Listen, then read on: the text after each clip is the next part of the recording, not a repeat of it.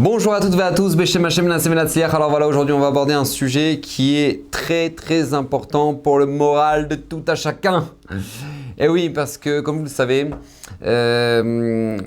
chacun de nous passons dans notre vie des épreuves. Et ces épreuves, ou c'est des épreuves ou des événements, mais ces épreuves-là nous dépassent. Elles nous dépassent parce que en vérité, on se sent complètement impuissant pour pouvoir gérer la situation. Et quand on aborde justement cette épreuve-là ou cet événement-là avec logique, bah voilà, on ne peut rien faire. On se retrouve complètement bloqué, on se dit mais comment on va s'en sortir, mais c'est pas possible, je vois pas de solution, d'accord, je vois pas de solution, phrase connue, d'accord. Et peu importe, dans n'importe quel domaine, d'accord, des gens qui sont en location et que d'un coup le propriétaire du jour au lendemain il a dit voilà, il faudra quitter l'appartement parce que voilà maintenant voilà, je viens de le vendre. Et les gens ils disent mais où est-ce qu'on va aller? Il y a l'école des enfants juste là, et comment on va trouver une maison, mais comment on va trouver un appartement juste dans la rue et d'accord, et tout de suite la personne rentre dans un stress, elle rentre dans une angoisse en se disant mais c'est pas possible, on va devoir tout changer, comment on va faire? Et ça prend une dimension énorme. Ou les gens dans le travail, d'accord, les gens dans le travail, les investisseurs ils appellent, nous qu'est-ce qui se passe, il n'y a pas de vente, pourquoi, ils mettent une pression monstre sur celui qui, sur la boîte qu'ils ont investi. Ou sinon voilà, t'as les célibataires que maintenant ils viennent de faire le 15e Shidour et ils voient que c'est aucun rapport. Et là ils se disent mais c'est pas possible, la chatranite elle comprend que dalle, elle a toujours pas compris au bout de 15 Shidour ce que j'attends. Elle me présente des personnes qui n'ont rien à voir. Donc d'accord, donc chacun, on vit des situations où maintenant on se sent voilà, impuissant. On se dit mais comment on va faire? Et ça, c'est un sentiment qui forcément enchaîne sur un autre sentiment qui est le sentiment de solitude. D'accord? Parce que tout de suite on se sent seul. Parce que je tiens à rappeler, d'accord, c'est important de savoir, que 80% des gens, de manière générale, n'en ont rien à faire de nos problèmes. D'accord, faut le savoir, 80% n'en ont rien à faire de nos problèmes. Et les 20% qui restent, ils s'en réjouissent. Donc toi, tu es là, tu dis ouais, pourquoi les gens ils sont pas là en train de m'aider? Alors nous, Baruch Hashem, dans l'âme Israël, Ishtabbar, chez Molahad, je pense que les chiffres ils doivent changer un peu. Pourquoi? Parce que quand Israël arrive Zelazé, mais qu'on le veuille ou non, même si maintenant il y a des gens, des proches ou des amis qui sont prêts à t'aider, ils sont prêts à t'aider dans les problèmes dont ils sont au courant. Mais ils ne sont pas prêts à t'aider sur les choses sur lesquelles maintenant tu ne sont même pas au courant et que tu gardes seul. D'accord? Et la plupart des problèmes que l'on a, on ne les étale pas. D'accord? C'est comme ça. Donc bien évidemment, tout de suite vient la solitude, le sentiment de solitude, et dans tous les domaines, que ce soit social, il y a des gens qui arrivent en Israël, Mazel Tov, tout le monde dit ouais, trop fort, t'as fait ton alia, trop fort, t'as fait ton alia, ouais, trop beau, on les accueille à l'aéroport avec les drapeaux, les machins, trucs. Baba, t'es sorti de la porte de l'aéroport, il n'y a plus personne. Il n'y a plus personne. Là maintenant, tu vas discuter avec le taxi israélien pour qu'il t'emmène jusqu'à Natania ou Ashdod ou... Ça y est maintenant. Ça y est, on t'a accueilli. Bah, allez là. Trace. Et les gens se sentent extrêmement seuls dans ces moments-là. C'est très difficile, ils n'ont pas la langue, ils n'ont pas... D'accord? Donc, socialement, c'est compliqué. Les riches, même si on dit ouais, j'aimerais être riche, mais les riches souffrent de solitude. Pourquoi? Parce qu'ils ont le profond sentiment que la plupart des gens qui les entourent, d'accord, ressemblent plus à des mouches qu'à des amis. D'accord? Parce qu'ils aimeraient avoir des gens qui soient proches d'eux par sincérité, pas parce que maintenant ils ont des intérêts, pas parce que maintenant ils veulent leur argent ou quoi que ce soit. Non, par amitié. Donc même eux, ils se sentent seuls. Ils ont des problèmes à régler, à qui ils peuvent en parler. D'accord? Les gens pauvres aussi, bien évidemment, se sentent seuls. Parce que voilà, ils disent, voilà, il n'y a personne qui en a rien à faire, personne qui est là pour me soutenir, d'accord? Et dans la famille aussi, d'accord? C'est pas seulement dans le social, mais c'est dans la famille. Au niveau du noyau familial, c'est très compliqué. Il y a énormément d'hommes qui se sentent seuls. Et c'est pas parce qu'ils sont célibataires. Non, c'est pas juste parce qu'ils sont célibataires. Il y a énormément d'hommes qui se sentent seuls parce que tout simplement, eux, ils aimeraient être admirés par leur femme et ils ne le sont pas. La femme n'en a rien à faire. Elle dit, bah voilà, il a fait son travail, il a fait ce qu'il fallait, voilà, c'est tout, hein, on va commencer à me casser la tête, hein. Et le mari, du coup, qu'est-ce qui se passe? Il se sent très seul. Il se sent seul. La femme, pareil, elle aimerait avoir de l'attention, elle aimerait avoir de la tendresse, elle aimerait avoir de l'écoute. Et le mari, il n'a pas le temps. Maintenant, l'Aïnara, pourtant, la famille, au Hachem, il y a du bruit dans la maison. Mais il y a un profond sentiment de solitude. Et des parents aussi, des parents qui se sentent seuls parce qu'ils ont un problème avec leur enfant. Ils ne savent pas comment le gérer, ils ne savent pas comment faire. Ils ont l'impression que personne n'a ce problème, mais il n'y a que eux qui ont ce problème, mais qui ont ce problème. Et donc du coup, forcément, c'est quoi? C'est la solitude. Pareil, au niveau de religion aussi. D'accord? Au niveau religieux, il y a des gens qui vont commencer à faire tchouva, ils vont se sentir tout de suite seuls. Combien il y en a qui m'ont dit ça? J'ai fait tchouva, Rav, j'ai plus d'amis. J'ai plus d'amis. Parce que les filles, ça y est, j'ai terminé avec ça, jusqu'à mon mariage, les garçons, ils traînent qu'avec les filles, ou sinon ils sont dans des ambiances bizarres, et ça ne me correspond plus. Et je sens que j'ai perdu tous mes amis. Il y a des gens qui maintenant, même s'ils sont mariés, d'accord, le mari il fait tchouva, la femme elle est à côté de la plaque, ou sinon maintenant vice versa, d'accord. Et là qu'est-ce qui se passe? C'est le sentiment, il est de solitude. Elle est là toute seule en train d'essayer de faire qui douche, ou lui il est là tout seul en train de mettre ses tefs le matin alors que sa femme lui dit qu'est-ce que tu fais? On n'a pas le temps. D'accord. Donc c'est un sentiment profond de solitude, alors parce qu'il y a un déséquilibre dans le couple. D'accord. La jeunesse aussi. Combien il y a de jeunes qui se sentent seuls? Qui se sentent seuls au monde. Pourquoi maintenant il y en a tellement qui sont en train de fumer des joints? Parce que justement, ils n'ont pas à qui parler, ils n'ont pas à qui, sans qu'ils se fassent juger. Combien les parents jugent tellement vite leurs enfants, ils n'ont pas pris le temps de savoir ce qui s'est passé, d'être à l'écoute, si maintenant il y a une véritable souffrance, il y a un malaise ou il y a un mal-être, d'accord? Donc du coup, qu'est-ce qui se passe? Ils se sentent seuls. Donc après, quand viennent les examens, ils ratent et ils se sentent seuls. Et puis maintenant, qu'est-ce qui se passe? Ils font un chidour et puis ça marche pas, ils se sentent seuls. D'accord? Donc du coup, on enchaîne la solitude. Et bien évidemment, qui dit solitude dit frustration. Ben oui, parce qu'à partir du moment où maintenant une personne elle se sent seule dans ce qu'elle est en train de vivre, donc elle se sent frustrée. Pourquoi? Parce qu'elle se dit mais pourquoi moi? Qu'est-ce que j'ai fait? Pourquoi moi je suis poisseux? Pourquoi moi je suis une poissarde? Pourquoi ça m'arrive? Pourquoi l'autre, la première copine, elle a trouvé son maza, la deuxième, la troisième, la quatrième, j'ai l'impression que je suis la seule au monde. Genre, j'ai quoi? J'ai la poisse. Et là, bien évidemment, c'est la frustration qui vient.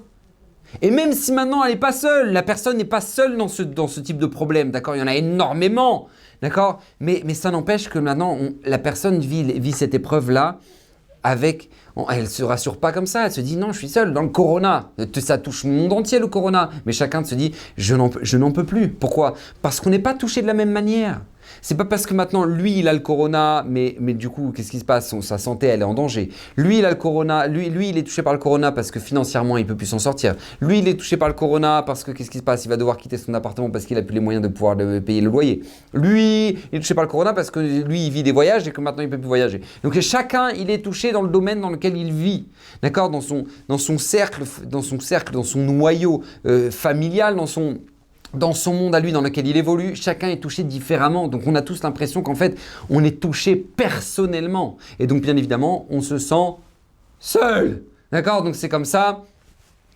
Et il faut savoir qu'en fait, en réalité, ça c'est très très important. Et c'est là le point, le point clé. C'est que on doit accepter une chose qui est très très importante. Écoutez bien. Vous voyez, tout comme on est différent physiquement, comme ça nous dit la Gemara, tout comme physiquement les êtres humains ne se ressemblent pas, mentalement les êtres humains ne se ressemblent pas. Ça me dit la Gemara. Il faut savoir que tout comme physiquement, il y en a un qui est mat de peau, l'autre il est blanc comme un ashkénaze, l'autre il est roux, l'autre il est blond, d'accord, chacun est différent. Il faut savoir qu'il y a les mêmes différences mentalement. Bien que la société de consommation essaie de nous dire que non, on aime tous les mêmes hamburgers, on aime tous les sushis, et puis on aime tous le iPhone, et puis on est tous dans le Galaxy, et puis on est tous c'est faux. D'accord? C'est ce qu'on appelle une programmation de société de consommation. Mais en fait, c'est faux. Personne n'a les mêmes goûts, personne n'a les mêmes choix, personne n'a les mêmes envies, personne n'a les mêmes pensées. On est tous différents. Tout comme on est différent physiquement, on est différent mentalement. On n'a rien à voir.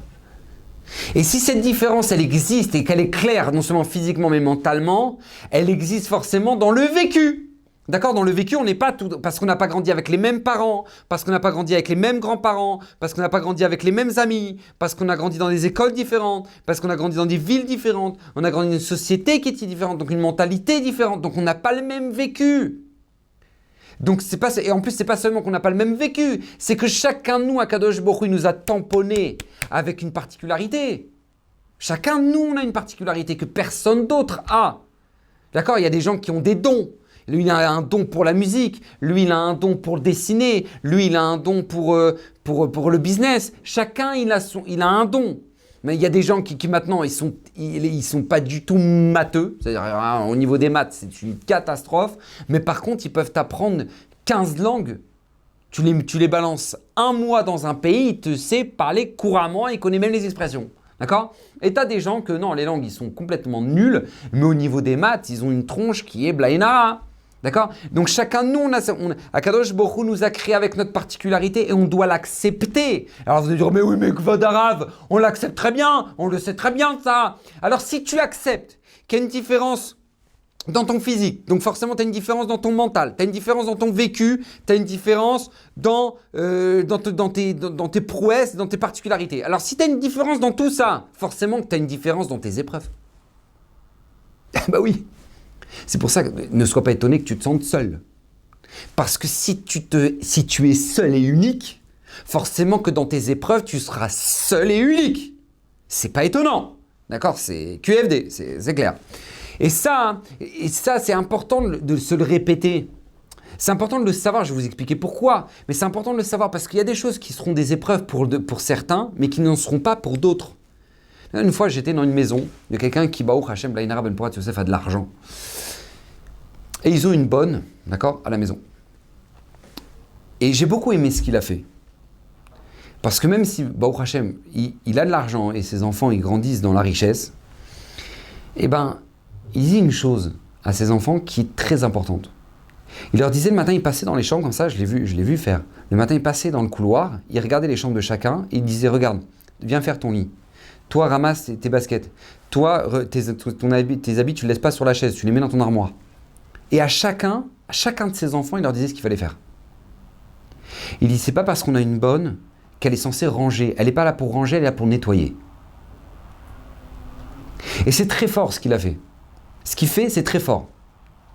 Parce qu'on se retrouve avec des adolescents, on se retrouve avec des étudiants ou avec des gens qui ont 20 ans, qui habitent dans des appartements des appartements d'étudiants et que c'est une poubelle. Ils habitent dans une poubelle. Et à la fin, quand ils se marient, eh ben que la femme leur dit, regarde, s'il te plaît, mon chéri, tu peux refaire le lit? Attends, pardon, moi je vais faire le lit, laisse-moi tranquille. Il y a des gens que pour eux, c'est une épreuve de faire un lit. Pourquoi? Parce qu'ils ont grandi dans un cocon. Et il y a des gens que maintenant, eux, ils étaient dans un 3 pièces, ils étaient 10 enfants, Blainara, et puis maintenant, tous les matins, fallait réempiler les matelas, et fallait ranger. Et pour eux, c'est évident. Ça fait partie de la vie. C'est pas une épreuve de ranger une maison parce que c'est comme ça. Pour le bien-être de la famille, c'est normal. Et pour l'autre, c'est une souffrance. Je vous assure, il y a des gens qui m'appellent pour me dire, Rav, elle me demande de descendre les poubelles. Non mais allô? Mais combien de fois je lui descends les poubelles? Elle a cru que j'étais qui? Et tu es obligé de leur dire, mais papa, si tu payes pas la bonne, tu vas descendre les poubelles. Et si t'es pas content, c'est le même prix. Et si t'es pas content, c'est réfléchir au prix du divorce. Ça va te calmer. Et tu vas redescendre les poubelles. Mais comment est-ce possible une chose pareille? Pourquoi? Parce que pour eux, ils ont grandi dans un cocon. Donc comme ils ont grandi dans un cocon, c'est une épreuve pour eux. C'est une épreuve. Et ça, c'est une épreuve pour eux, mais pas pour les autres. Pourquoi? Parce que le vécu est différent. Parce que le monde dans lequel ils ont grandi est différent. Donc du coup, qu'est-ce qui se passe? Forcément que maintenant, la manière dans laquelle ils vont aborder les épreuves ne sont pas la même. Mais qu'on le veuille ou non, peu importe notre rang social, peu importe combien on est religieux, peu importe maintenant si on est célibataire ou on est marié, tout le monde est confronté à une réalité qui est que très simple, qui est qu'Akadosh Baruch Hu va tous nous mettre dans notre vie à un stade où maintenant on se sent seul. Vous allez me dire, mais pourquoi passer par là? Pourquoi passer par ça? Et en fait, la réponse, elle est très simple. C'est parce qu'en fait, quand on observe un petit peu notre Torah Kdosha, Baruch Hashem, qui répond à tout, quand on observe notre Torah, on se rend compte qu'en fait, ceux qui ont marqué notre histoire, ceux qui sont devenus des gens extraordinaires, ceux qui ont changé la face du monde, ont été des gens qui, justement, ont su faire face à leur solitude. Je donne un exemple très simple, d'accord, Yosef Hatzadik. Yosef Hatzadik, il va être seul au monde. Il va être jeté, il va être condamné à mort par ses frères, il va finir par être vendu par ses frères, il va finir par être esclave. Lui qui était le Bechir, qui était l'aimé par Yaakov Avinu, il va finir à nettoyer les toilettes, d'accord, à frotter les toilettes de Potiphar et toute la clique. D'accord. Donc lui maintenant, il va se retrouver dans un sentiment de solitude qui est terrible. Terrible. Maintenant, il avait deux choix, Yosef. Est-ce qu'il va être victime de ce sentiment de solitude et qu'il va dire « Ouais, de toute façon, personne ne m'aime, et de toute façon, c'est tout, et c'est fini » ou sinon, non, il va construire de sa solitude. Et on se rend compte qu'en fait, en réalité, sa solitude va, non seulement va le construire, mais va le propulser.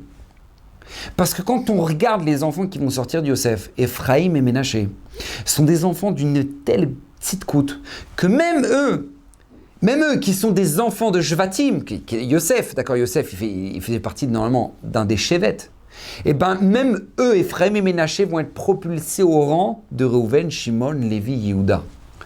Pourquoi? Écoutez bien, la Torah nous raconte que lorsque Yaakov va vouloir bénir Ephraim et Ménaché, il va inverser, comme vous le savez, les mains, il va vouloir bénir Ephraim avant Ménaché, alors que Ménaché était l'aîné. Et là, il va se passer un truc incroyable, c'est que Ephraim ne va pas être jaloux. Pourquoi il ne veut pas être jaloux? Pourquoi il aurait pu dire, attends, je comprends pas, pourquoi il a béni mon petit frère avant, c'est pas normal, Non, au contraire, il va avoir Aïn Tova, il va dire, Baruch Hashem, oh mon frère, mon petit frère est plus grand que moi, il va dépasser, Baruch Hashem. Mais qui leur a appris à avoir un tel amour entre frères? Qui leur a appris un tel amour fraternel? Comment? D'où ça sort? Ils étaient deux. Je sais pas si vous savez, en général dans les maisons où il y a un frère et une sœur, ou deux frères, mais ils se tapent dessus. Et là maintenant, non, ils s'aiment, ils s'admirent, Comment c'est possible? Réponse, parce que Yosef, il a connu la solitude. Et Yosef a connu la solitude à cause de quoi? À cause de la haine qu'il y avait dans les frères. C'est cette haine-là qui lui a fait comprendre à Yosef combien c'est important d'être unis, combien c'est important que la famille soit unie, combien son vécu, sa solitude l'a amené à transmettre de telles valeurs à ses enfants. Et ça va la puissance de Yosef. Ça va propulser Yosef au-dessus des Shvatim. Et ça va propulser ses enfants au niveau des Shvatim. C'est extraordinaire. Un homme comme Moshe Rabbeinu qui était dans le palais de Paro et qui se sentait seul parce qu'il n'avait rien à voir avec le reste. Il n'avait rien à voir avec ce malade mental qui était Paro, qui sacrifiait des enfants matin et soir 150 pour se baigner dans des bains de sang. Et lui maintenant, il va vouloir faire quelque chose qui est anti-égyptien, qui est aider un juif. Et l'aide du juif va l'entraîner à la mort. Il va être condamné à mort, Yosef, et Moshe. Il va devoir prendre la fuite. Il va se retrouver une nouvelle fois seul. Chez Yitro. Yitro va le jeter en prison pendant 10 ans. Il va finir par sortir de prison. Il va finir berger. Berger, t'es seul. Et en fait, de tout ça, Moshe Rabbeinu va devenir Moshe Rabbeinu. De sa solitude, Moshe Rabbeinu va construire quelque chose, un être qui n'existe pas, un autre comme lui dans le monde. Nous dit le Ramban, Moshe Rabbeinu, il n'y a pas comme lui parmi tous les Nevi'im. Pourquoi? Parce que quand il était seul dans le palais de Paro en train d'observer la cruauté égyptienne, il a construit chez lui l'empathie du juif. Quand maintenant il était seul dans le désert en train de garder des moutons et qui va courir pendant une semaine derrière un agneau et qui va finir par le transporter sur ses épaules parce qu'il a dit tu dois être fatigué. Akadosh Baruch Hu va lui parler à Moshe Rabbeinu à cet instant-là parce qu'une personne qui a une telle miséricorde envers un agneau, lui, il va être le berger de mon peuple. Sa solitude de berger va faire de lui Moshe Rabbeinu, le plus grand de tous les manikim, le plus grand de tous les dirigeants de notre peuple. Et en fait, c'est ça. La clé se trouve là-dedans. David Ameller, on lit des Tehillim tous les jours on lit des Tehillim, que ce soit dans la Tfila, que ce soit en dehors de la Tfila, on lit des Tehillim, on prie tous les jours. Qui nous a instauré, qui nous a appris à prier comme ça, de qui on s'inspire, par qui on passe dans notre filote? Par David Ameller. David Ameller. Mais comment David Ameller il a écrit les Tehillim? Il suffit de les lire. Quand il était seul, quand on le considérait comme un mamzer, quand on le considérait comme un fils bâtard, et qu'on l'a envoyé être berger des troupeaux en espérant qu'il se fasse manger et qu'il se battait lui-même contre des lions, David Ameller. Lui, David Ameller, dans sa solitude, il va construire la puissance de toute cette fila par laquelle maintenant nous on passe. Quand maintenant il va être poursuivi par Shaoul, il va être poursuivi par tous ses ennemis, il va écrire des tfilotes qui vont rester les Netzar Netzarim pour l'éternité. Sa solitude a fait de lui toute sa puissance de devenir le Melech HaMashiach. David Ameller. David Ameller. Akadosh Baruch Hu nous met face à une solitude parce que, en fait, c'est la solitude qui va faire notre devenir. Ce que nous on va devenir, ce que nous on va être, le choix qu'on va faire dans notre épreuve, c'est ça qui va faire de nous ce qu'on va devenir. Vous savez, une fois ils ont demandé à Rav Steinman, ils m'ont dit, Rav, comment se fait-il que vous ne prenez pas de vacances? Ils m'ont demandé à Rav Steinman, je n'ai pas compris. Comment Rav Moshe Feinstein, il allait chaque été dans les montagnes à côté de New York. Pourquoi? Pour s'aérer. Ils ont besoin. Ils ont des gens qui font la queue à longueur de journée, sans arrêt, pour raconter leur douleur, leur souffrance, leur tristesse. Et ça ne s'arrête jamais. D'accord, ça ne s'arrête jamais. Et maintenant, qu'est-ce qui se passe? Et Rav Steinman, on leur a dit, mais Rav, vous voulez pas, je sais pas, sortir un petit peu, vous aérer, prendre une semaine, vous reposer, c'est important pour votre santé. Écoutez bien ce qu'a dit Rav Steinman. Il a dit, mes parents sont partis dans la Shoah. Toutes mes sœurs sont parties dans la Shoah. Je suis le seul rescapé de ma famille. Et ce qu'Akadosh Baruch Hu, il m'a donné ce cadeau qu'est la vie pour que j'aille en vacances. Pour que j'aille en vacances. Et en fait, ce qui va faire de lui le Rav Steinman, le Gadol Hador, c'est sa solitude. C'est le fait qu'il soit resté seul. Seul, lui et lui-même. Qui va faire, mais si je suis le seul rescapé, est-ce que maintenant moi je peux me permettre de profiter d'un cadeau qui est la vie, en dehors de sanctifier le nom d'Hachem, servir Hachem tous les jours? Vous allez me dire, ouais, Vodarav, oh bah d'accord, oh bah merci, hein. Alors ça veut dire quoi? Ça veut dire qu'à chaque fois, bah voilà, c'est parce que maintenant je dois me galérer, et ça veut dire que maintenant on est obligé de passer par la galère pour devenir ce qu'on doit devenir, mais c'est horrible, Vodarav, c'est horrible. Alors je vous rassure, non, on ne parle pas de ça, Il faut juste comprendre, il faut juste observer la vie comme ça. Écoutez bien, c'est très simple. Akadosh Baruch Hu a fait de toi le chef de projet. Toi, tu es chef de projet de la plus belle de toutes les startups qui existent au monde, qui est ta vie. Tu es le chef de projet. D'accord? Tu as un rôle qui est extraordinaire. Personne dans la société a un rôle comme toi. Maintenant, toi, tu es chef de projet.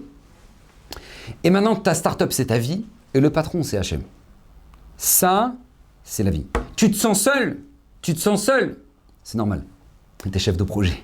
La personne qui pourra comprendre ce que toi tu as dans la tête, c'est des projets que tu as, les ambitions que tu mets, les risques que tu prends. Il n'y a personne qui les comprendra ça, parce que c'est toi le chef de projet. Donc forcément tu te sens seul. Eux les autres, ils sont là en train de dire oui d'accord, on va faire, oui d'accord on envoie le mail, oui d'accord on fait ça. Mais qu'à partir du moment où toi tu es chef de projet, forcément que tu as des pressions, forcément que tu as des moments de solitude, parce que personne ne peut te comprendre. Par contre il y en a un qui sait, il y en a un qui gère, qui est au-dessus de toi, qui est Hachem. C'est lui qui gère. Tu as des responsabilités, c'est vrai. Tu as un rôle qui est unique, c'est vrai. Mais tourne-toi vers lui. C'est lui qui t'a embauché. C'est lui le patron, c'est lui qui t'a envoyé ta mission qui t'est unique. C'est lui, et ne l'oublie pas ça. C'est exactement ce que Mordechai va dire à Esther. C'est exactement ce que Mordechai va dire à Esther au moment où maintenant il y a le décret de Haman et que les lettres sont envoyées à travers le royaume, que maintenant c'est tout, c'est la fin, les Juifs, ils vont tous être tués, etc. Au moment où maintenant il se passe cette réalité-là, Mordechai va dire à Esther « Umi yodea » Et qui nous dit que quoi? Im le'et kazot igat la malchut. Si c'est pas pour cet instant, c'est pas pour ce moment-là qu'Hachem t'a fait reine. Esther, tu te sens seul, c'est vrai. C'est horrible, c'est vrai. Mais qui te dit que c'est pas pour ça que Kadosh Baruch Hu t'a mis là? Pour sauver le Ham Israël. Et là, Esther va comprendre. Là, Esther va tilter. Et écoutez bien la réaction extraordinaire et phénoménale qui est la leçon qui est mais d'une puissance. hors du commun que Esther nous transmet. Esther, comme vous le savez, va à ce moment-là, lorsqu'elle va se présenter, prendre le risque, justement, comme nous tous, on doit prendre des risques dans notre vie, on ne doit pas attendre que tout tombe du ciel, d'accord, on prend tous des risques, mais si Akadosh Baruch Hu nous a donné un rôle qui est unique, c'est justement parce qu'Akadosh Baruch Hu attend de nous qu'on prenne des risques et qui sont uniques, d'accord. Et là maintenant, qu'est-ce qui se passe? On se retrouve Esther se retrouve face à Achashverosh, que Achashverosh, lui maintenant, il l'a pas invité, d'accord, et quand le roi n'invite pas, c'est dangereux. Et là, elle va se mettre à prier. Elle va se mettre à prier. Elle va dire une chose incroyable. Elle va dire Atzileni, Atzila micherev nafshi, miyad kelev yichidati. Elle dit Kadosh Baruch Hu, je t'en supplie, sauve-moi, micherev nafshi, du glaive qui menace mon âme, ou miyad kelev yichidati. Sauve-moi de la fureur de ce chien. De qui elle parle? De qui elle parle? Elle parle de Achashverosh. Elle arrive devant Achashverosh, elle le traite comme un chien. Et le passouk juste après, elle enchaîne. Écoutez bien ce qu'elle dit. Oshieni mi piari, sauve-moi de la gueule du lion. Et là, j'ai entendu Rav Baruch Zemmoun une question extraordinaire. Il dit, mais je comprends pas, alors c'est quoi? C'est un chien ou c'est un lion? Parce que tu traites Achashverosh de chien, c'est compréhensible, d'accord? C'est un chien, cet homme-là. D'accord, il n'a rien d'autre que le plaisir des femmes et qu'il n'a rien d'autre que boire, de s'enivrer. Tous les plaisirs bas de l'être humain, c'était ce qui représentait Achashverosh. Donc là, qu'elle arrive, elle dit « Sauve-moi de ce chien », on comprend. Mais là, qu'elle l'appelle un lion, c'est déjà un honneur. D'accord, qu'on le compare à un lion, c'est déjà honorifique. Comment maintenant elle passe au chien, au lion? Et en fait, la réponse, il dit extraordinaire. C'est qu'en fait, tout simplement, jusqu'à présent, Esther pensait qu'elle allait pouvoir s'en sortir. Elle pensait que maintenant, elle avait un plan B, elle pourrait peut-être négocier, mais là maintenant, elle se retrouve elle seule, et c'est la seule à pouvoir, alors qu'elle prend un risque. Et là maintenant, elle dit, mais je ne peux pas le considérer comme un chien, lui. Parce que quand je le considère comme un chien, j'ai peut-être la possibilité de m'en sortir. Vous savez, quand un chien, il attaque, tu balances une pompe, tu lui tapes, tu cours, tu as des chances de t'en sortir. Mais quand un lion, il attaque, il y a peu de chance. Il y a très peu de chance. Et là, Esther, elle comprend, elle dit, mais il faut que j'arrête de comprendre que moi, je pourrais m'en sortir seule. Je dois me tourner vers celui qui m'a donné cette mission-là. Parce qu'à mes yeux, Achashverosh, c'est un lion. Je n'ai aucune chance de m'en sortir. Je suis seule face à mon épreuve et je n'ai aucune chance de m'en sortir. Et comment elle va ressentir qu'elle n'a aucune chance? Parce qu'elle le considère comme un lion. Et là, maintenant, elle dit à Kadosh Baruch Hu, sauve-moi. Je ne peux compter que sur toi.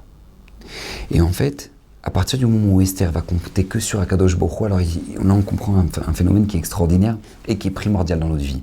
À partir du moment où toi tu penses que tu as toujours des plans B, alors ne t'attends pas à avoir une Yeshua qui soit extraordinaire, une délivrance qui soit phénoménale, parce que toi tu comptes sur toi en fait, tu comptes pas sur Hachem.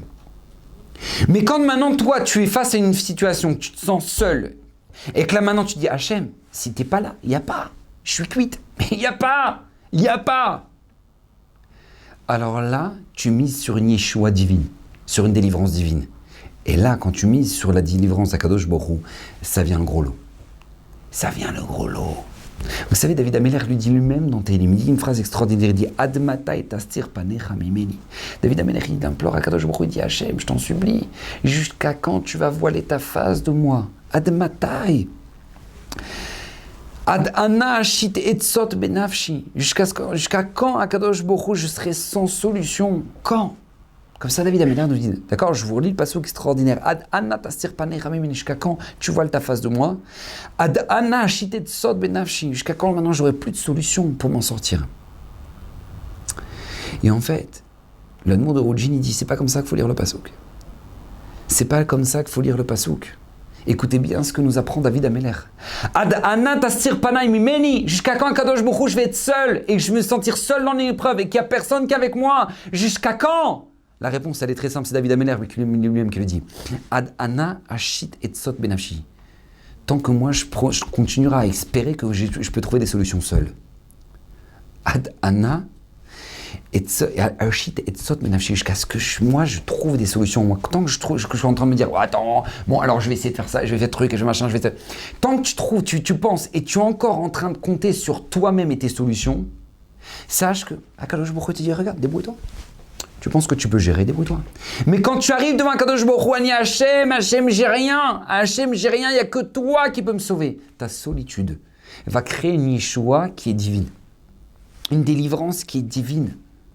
Et ça, c'est ce que Hana avait compris. Hana, elle avait compris ça. Hana, elle était la femme de Elkana. Elle n'avait pas d'enfant depuis 8 ans. D'accord, 8 ans sans gosse. Maintenant, la deuxième femme de Elkana, qui était Pnina, elle, Blainara, elle avait déjà 10 fils. D'accord. Et là, maintenant, ils arrivent donc à l'Estar Rosh Hashanah, ils arrivent au Mishkan Shiloh. Et là, maintenant, Hana, elle a plus de goût, elle n'a pas envie de manger, elle n'est pas bien, elle n'a pas de simcha. Et son mari, Elkana, lui dit, mais qu'est-ce qui t'arrive, ma femme? Pourquoi t'es pas bien? Pourquoi t'es triste? Pourquoi? Makara, Hana, qu'est-ce que t'as? Et Hana a dit, ouais, j'ai pas d'enfant, je suis triste, c'est horrible, la vie, elle est amère, etc. Et à ce moment-là, écoutez bien ce que lui dit Elkana. Il lui dit, Tov lachmi asara banim, mais toi, tu es mieux pour moi que les 10 enfants que j'ai de Pnina. Tu es extraordinaire. Hana, elle entend ça, elle dit, ok, très bien. Elle décide de se lever, elle quitte la maison, elle va au Mishkan Shiloh, et là, elle se met à implorer Hachem, et elle pleure toutes les larmes de son âme. Elle pleure à Kadosh Baruch Hu qui lui donne un enfant. Demande les commentateurs pourquoi Hana n'a pas fait ça jusqu'à présent. Et effectivement, après Eli, le Kohen Gadol va la voir, il va la bénir, qu'elle a un enfant, et Baruch Hashem de la va naître Shmuel, un avis. Mais pourquoi? Pourquoi elle a attendu que 8 ans pour aller pleurer au Mishkan Shiloh, Makara? Parce qu'en fait, Hana, elle avait compris une chose. Hana, elle avait compris qu'elle pensait pouvoir compter sur les autres. Ici, c'était son mari. Elle pensait pouvoir compter sur son mari. Mais elle a fait la grossière erreur, qui est que dans la vie, on ne peut compter sur personne. Dans la vie, on ne peut compter sur personne. Et vous regardez les gens malheureux, ce sont les gens qui passent leur temps à compter ou à jeter la responsabilité sur les autres. Regardez, c'est très simple. Il y a des gens qui disent « Ouais, j'ai pris du poids parce que mon mari, il arrête pas de manger comme je sais pas quoi. Donc moi, je suis obligé d'être là. Donc et voilà, je peux pas lui faire des pâtes. Et moi, je mange pas de pâtes. Moi, pourquoi maintenant je me chaîne pas? Pourquoi je suis aigri? Parce que mes parents, ils m'ont jamais aimé. Et parce que voilà. Et puis après, qu'est-ce qui se passe? Pourquoi maintenant, j'arrive pas à finir le mois? Parce que tout simplement, mon patron, c'est un rat d'infini. Tu peux passer ta vie à compter sur les autres et à jeter la responsabilité sur les autres. Mais ça ne te fera jamais avancer. Jamais. Jamais, jamais, jamais. Ça, écoutez bien, ça ne te fera jamais avancer de jeter la responsabilité sur les autres. D'accord? Ça ne sert à rien. Et Hana l'a compris ça. Et c'est là où Hana l'a tilté. Quand son mari lui a dit « Mais toi, tu es bonne à mes yeux comme les 10 enfants que j'ai de Pnina », elle a dit « Ah ouais, d'accord. En fait, lui, il prie pas, en fait. Il est très content. Parce que lui, il a 10 enfants avec Pnina, et moi, il est content de moi. Donc en fait, je peux pas compter sur cette filote à lui. Donc en fait, je peux compter que sur moi-même. » Et ce sentiment de solitude ultra puissant que va sentir Hana, qui va lui faire verser des larmes, va naître Shmuel Hanavi. Rabotai, on ne peut compter sur personne. Sur personne. C'est important de le savoir, c'est important de le rappeler. Vous savez, une fois, il y a un couple. Ça faisait 20 ans. 20 ans qu'ils n'avaient pas d'enfants. Plus de 20 ans. Plus de 20 ans qu'ils n'avaient pas d'enfants. En Israël, c'est pas ces histoires. Et donc, ils sont partis faire des thérapies. Ils sont partis un peu partout, aux États-Unis, peut-être. Et ils sont arrivés pour justement faire un traitement pour essayer d'avoir des enfants. Et puis, ils avaient un questionnaire à remplir. Donc, ils ont commencé à remplir le questionnaire. Et puis, chacun devait le remplir à part. Donc, la femme, elle devait remplir à part. Pourquoi? Pour savoir la stabilité mentale de chacun, d'accord? De la mère, du père. De la future mère, de la future père. Et une des questions, c'était quoi? C'est tout simplement, lorsque vous aurez votre enfant, d'accord? Quelle sera la personne que vous aimerez le plus? D'accord? Question piège. Lorsque vous aurez votre enfant, quelle est la personne que vous aimerez le plus? Et le mari et la femme, sans même le savoir, les deux répondent Hachem. Celui qu'on aimera le plus, ce sera Kadosh Baruch Hu. De nous avoir gratifié d'un enfant. Voilà, ce sera lui. Ce sera lui. Donc ils reçoivent le papier, ils lisent la feuille, ils regardent le mari et la femme, et ils disent bon, on va vous contacter. Et en fait, leur demande de traitement est refusée. Pourquoi? Parce que tout simplement, ils cherchent, pourquoi ils essaient de se renseigner, machin. Et en fait, par piston, ils finissent par savoir tout simplement que c'est parce qu'ils ont dit Hachem. Et pour eux, le corps psychologique et mental de toute l'équipe qui va s'occuper du traitement, c'est très important de savoir que non, ça ne peut pas être Hachem, parce que les gens qui aiment les fous de Dieu sont des gens qui finissent par être, qui peuvent être dangereux, d'accord, au moment où maintenant l'enfant ne se comporte pas comme il l'a forcément voulu, et ok. Bref, donc du coup, qu'est-ce qui se passe? Ils ont eu le refus de pouvoir avoir un enfant. Et là, qu'est-ce qui se passe? Le père, il regarde la femme en pleure. Et le père, il dit, ma femme, ne t'inquiète pas. T'inquiète pas. Regarde, nous, on a fait ce qu'on avait à faire. On l'a fait. Maintenant, on est seuls, nous, avec Hachem. Et Hachem, il sait ce qu'on a fait. Donc, t'inquiète pas. Rabotaï, après 20 ans sans enfant, 9 mois plus tard, un petit bébé. Venu naturellement. Baruch Hachem. Parce que c'est dans la solitude qu'en fait on découvre le potentiel qu'on peut avoir. C'est dans la solitude qu'on peut découvrir que combien Kadosh Baruch Hu peut être là dans notre vie. Combien tout est dans ses mains. Combien c'est lui qui gère. Et ça, c'est très important parce que nous on vit dans un monde que justement on dit non, mais il faut que tu mises, c'est qu'il n'y a que toi, et tu es le seul, et t'inquiète pas. Mais en fait c'est faux. C'est faux. C'est vrai que tu es seul, mais tu es seul parce que c'est un palier, ça. C'est un palier Kadosh Baruch Hu. C'est une situation que Kadosh Baruch Hu t'a mis justement. Pourquoi? Pour que tu puisses justement te propulser pour t'approcher d'Hachem. Comme Yosef l'a fait, comme Moshe l'a fait, comme David l'a fait, comme Hana l'a fait. Parce que dans ta solitude, tu peux demander, tu peux te permettre de demander à Kadosh Baruch Hu, Hachem, j'ai personne d'autre que toi. Et demander une aide pas matérielle, pas humaine, une aide divine. Une aide qui est divine. Nous dit Rabbi Tzadok à Cohen Miloublin, pourquoi il fallait absolument que les Imaot naissent stériles? Pourquoi? Pourquoi Sarah devait être stérile? Rivka, Rachel, pourquoi? Nous dit Rabbi Tzadok Cohen Miloublin, écoutez bien, pour que le Ham Israël naisse du Yush, du désespoir. Voilà, c'est la raison pour laquelle maintenant Sarah, Rivka et Rachel étaient stériles. Parce que techniquement, on ne peut rien faire. Sarah ne pouvait pas avoir d'enfant, elle n'avait même pas la matrice, nous dit le Gemara dans Yevamot. Elle n'avait même pas la matrice. Donc si tu restes cartésien, eh ben c'est mort. D'accord, c'est mort, tu ne peux pas avoir de gosse, c'est impossible, c'est pas possible. Alors n'importe quel médecin, il te dit, mais madame, oubliez l'histoire là, oubliez. Et en fait, de ce youch-là, de ce sentiment de solitude, de sentiment de désespoir, de là va naître le Ham Israël. Nous dit Rabbi Tzadok Cohen Miloublin, pourquoi? Pour nous faire ressentir, pour qu'on puisse avoir dans nos gènes qu'il est impossible dans notre peuple d'être face au désespoir. Et ça, c'est toute la simcha du mois de Hadar. C'est toute la joie du mois de Hadar. Parce que le mois de Hadar, c'est quoi? C'est le jour où on s'est retrouvé face à nous-mêmes, face à l'extinction du Ham Israël. Pourquoi? L'Hashmid, la Rogue ou l'Abed est Kol HaYehudim. Tout le monde, Taf Benashim, tout le monde devait mourir. Condamnation à mort. Solution finale. Plus de juifs. Le mois de Hadar. Mais c'est pas que c'était des petits nazis qui allaient chercher chaque juif dans chaque maison. C'était pas ça. C'était que n'importe quel goy dans le monde avait l'ordonnance royale de devoir tuer son voisin juif. C'est-à-dire que le monde entier était devenu un potentiel de nazis. Et de ce désespoir-là, du mois de Hadar, va naître la Yehudi Maïta Ora Vesimra. Du désespoir de dire que Hachem, on dépend que de toi.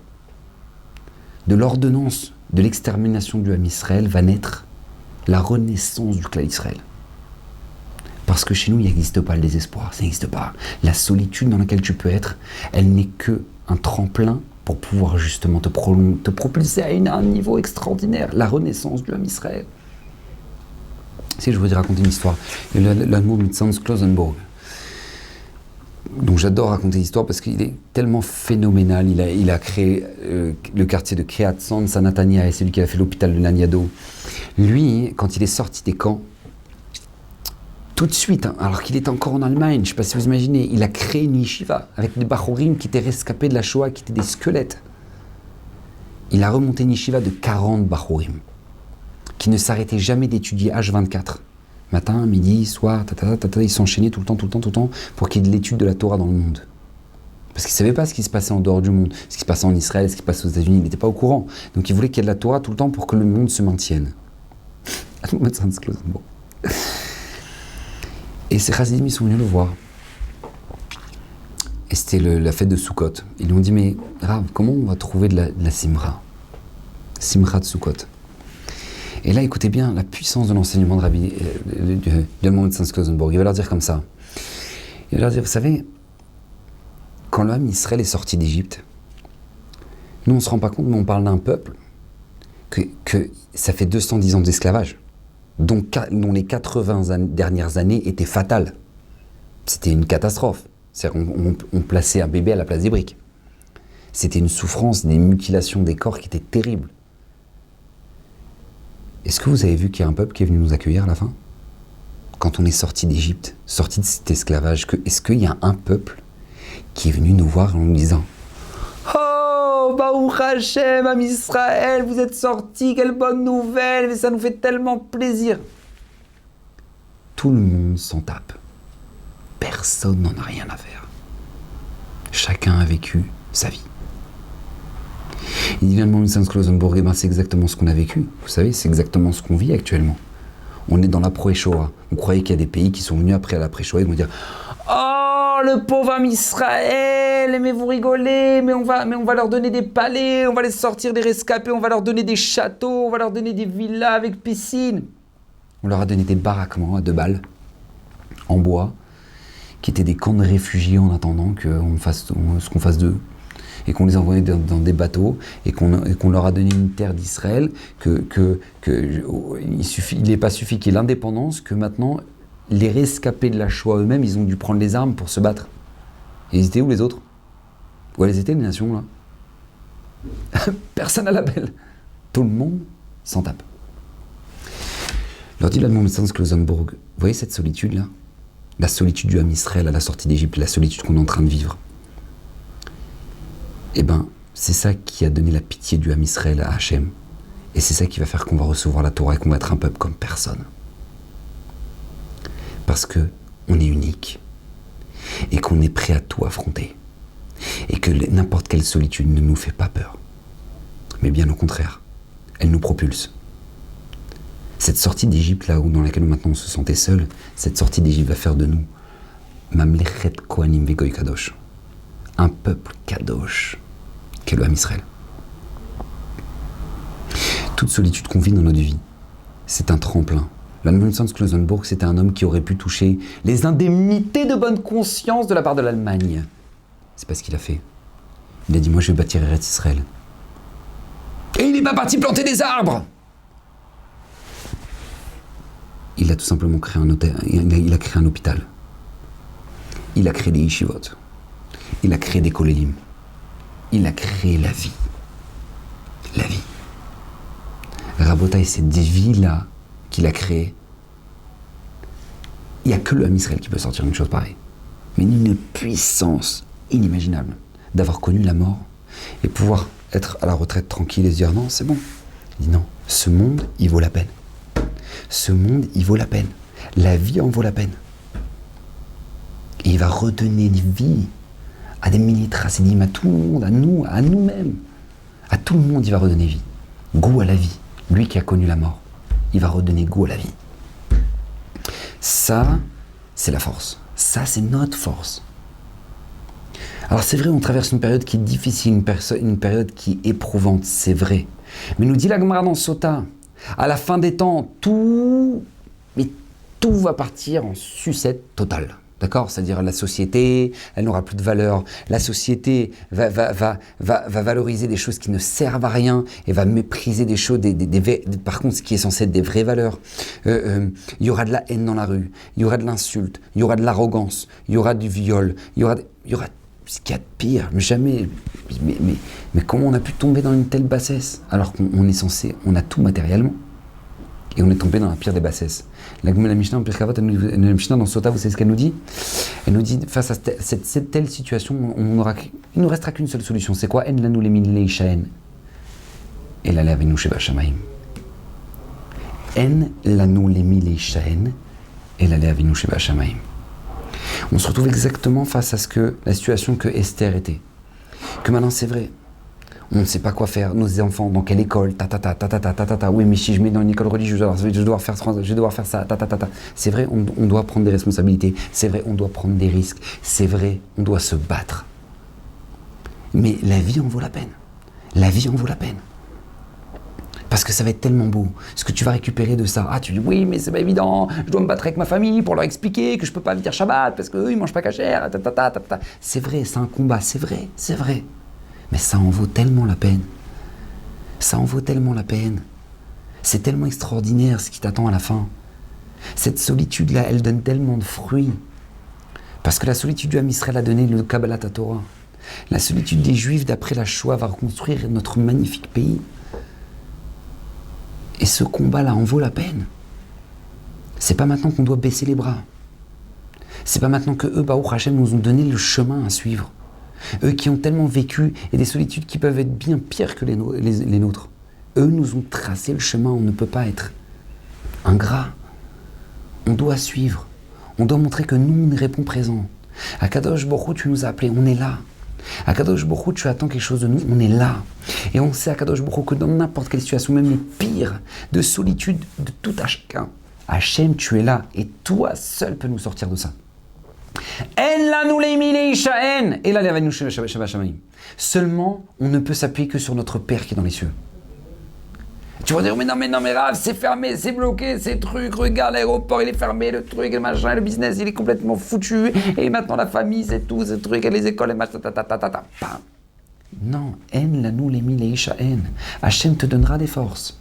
Hachem te donnera des forces, tourne-toi vers lui. Tourne-toi vers lui. Purim est un jour de tfila, est un jour de Yeshua. On dit, Kol HaPoshet, la Gemara nous dit, Kol HaPoshet Yad, notre nimlo, le jour de Purim, tout celui qui tend la main, on lui donne. Nous dit les Gdolei HaChassidut, les Gdolei HaTalmidei de Baal Shem Tov et autres, ils nous disent, ça veut dire quoi? Kol HaPoshet Yad, si toi tu tends la main devant Kadosh Baruch Hu, notre nimlo, Kadosh Baruch Hu te donnera. Tends la main, ne désespère pas, garde espoir, ne lâche rien. Parce que tu as une vie, on n'en a qu'une. Une réussite, ça va venir. C'est vrai, c'est dur, c'est vrai, c'est des épreuves, c'est vrai, ça s'enchaîne, c'est vrai, tu as l'impression que c'est sans fin. T'inquiète pas. De la solitude sortir une Yeshua. Et ça, c'est dans le nom Bezrat Hashem. Donc Akadosh Baruch Hu nous aide, nous guide le chemin Bezrat Hashem pour pouvoir avoir la Hatzlacha, pour pouvoir nous propulser dans notre solitude que chacun de nous peut vivre malheureusement. Et que Bezrat Hashem, on puisse avoir la Yeshua Shlema, Bezrat Hashem, la Geoula Shlema, et que tout le monde puisse retrouver le sourire et avoir la pêche de pouvoir recommencer de nouveau une vie pleine d'entrain, plein de bonnes résolutions, plein de bonnes ambitions, et qu'Hachem vous comble tous les bonheurs Purim Sameach Bruchim Diou. Torah Box, c'est une véritable yeshiva en ligne qui va vous permettre d'étudier les textes de référence dans les mots Talmud, Livre des prophètes, Chassidut, Moussar, Pensée juive, Halakha. Des dizaines d'œuvres disponibles avec pour chacune d'elles un enseignement adapté. En un seul clic, où que vous soyez, à n'importe quelle heure du jour ou de la nuit. Étudiez enfin tous les sujets que vous avez toujours rêvé d'approfondir. Alors, travailler le GAN, c'est la sauce du vrai Torah, c'est travailler les paroles de l'étude de la Torah.